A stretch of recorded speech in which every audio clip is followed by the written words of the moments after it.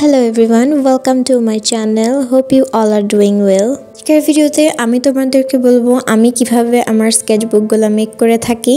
Sketchbook বানানোর জন্য এখানে আমি কার্টিজ পেপার নিয়েছি আর এই পেপারগুলো ছিল A1 সাইজের আর এগুলোকে আমি সবগুলোকে কেটে নিয়েছি। আমি মোট 5টা A1 সাইজের পেপার থেকে টোটালি 15টা এরকম লম্বা লম্বা শীট কাট করছি আর এগুলোকে মাঝ বরাবর ভাঁজ করার ফলে এখানে 30টা শীট হবে। আর এগুলো ভাঁজ করার জন্য আমার কাছে কিছুই ছিল না, তাই ভাবলাম জ্যামিতি বক্সের এই চাঁদাটা ইউজ করে ফেলে, এটা শুধু শুধু পড়েই থাকে ভাই। এখন এখানে টোটালি আমি সবগুলো পেপারকে ভাঁজ করে ফেলেছি। ভাঁজ করার পরে এগুলো এরকম লাগতেছে, এগুলোকে আমি সবগুলোকে সমান করে নিব। এখন এই পেপারগুলোকে আমি সুই সুতার মাধ্যমে সেলাই করব, কারণ আমার কাছে অন্য কিছু নাই। তো স্কেচবুক বানানোর জন্য আমি এই সুই সুতাকে ইউজ করব। আর সুইয়ের মধ্যে সুতা ভরানো এটা আমার বায়ে হাতের খেল। এখন এই পেপারগুলোকে আমি সুই সুতার মাধ্যমে সেলাই করে ফেলবো। আর সুই সুতার মাধ্যমে এই পেপারগুলোকে সেলাই করা অনেক বেশি সহজ, তোমরা তো ভিডিওতে দেখতে পাচ্ছ। আর এটা অবশ্যই অনেক সাবধানতার সাথে করতে হবে। আমি যেভাবে ভিডিওতে দেখাচ্ছি তোমরা চাইলে এভাবে সেলাইগুলোকে করে ফেলতে পারো।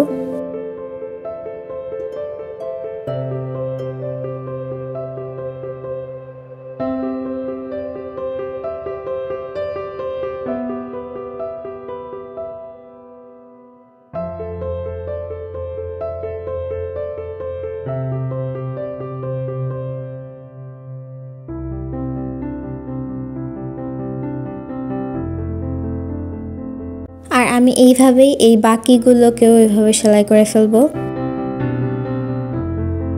তো আমার সেলাই করা ডান। আর এখানে আমি অনেক শক্তপোক্তভাবে একটা গিট দিয়ে দেবো, আর গিটটা ঠিক আমার মনের মতো হয়েছে। এখন লাগবে আমাদের আঠা, আর এখানে আমি ইউজ করছি ফেভিকল গ্লু।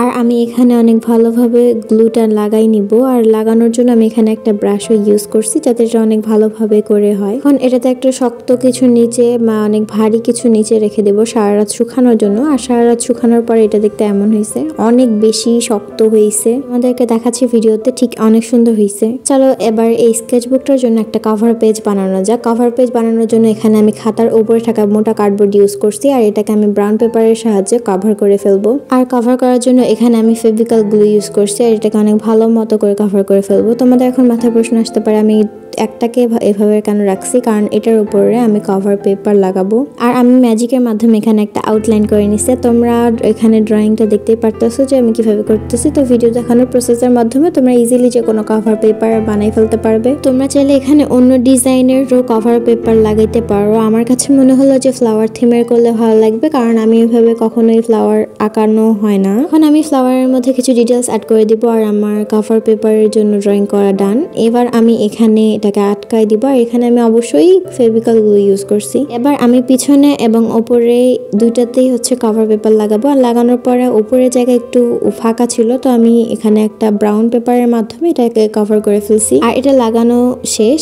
তারপরে এই সাইড দিয়ে অনেক বেশি ফাঁকা লাগতেছিল, তাই আমি কয়েকটা লম্বা লম্বা ব্রাউন পেপার কাট করে নিয়েছি, আর এগুলোকে সাইডে লাগাই দিচ্ছি। আর এটা দেখতে অনেক বেশি ভালো লাগতেছিল। আমি সবসময় এভাবে আমার স্কেচবুকগুলো বানাই থাকি। তোমাদের কাছে যদি ভিডিওটা একটুকু হেল্পফুল মনে হয় তাহলে অবশ্যই কমেন্ট করে বইলো। স্কেচবুকটা কেমন হয়েছে সেটাও বইলো।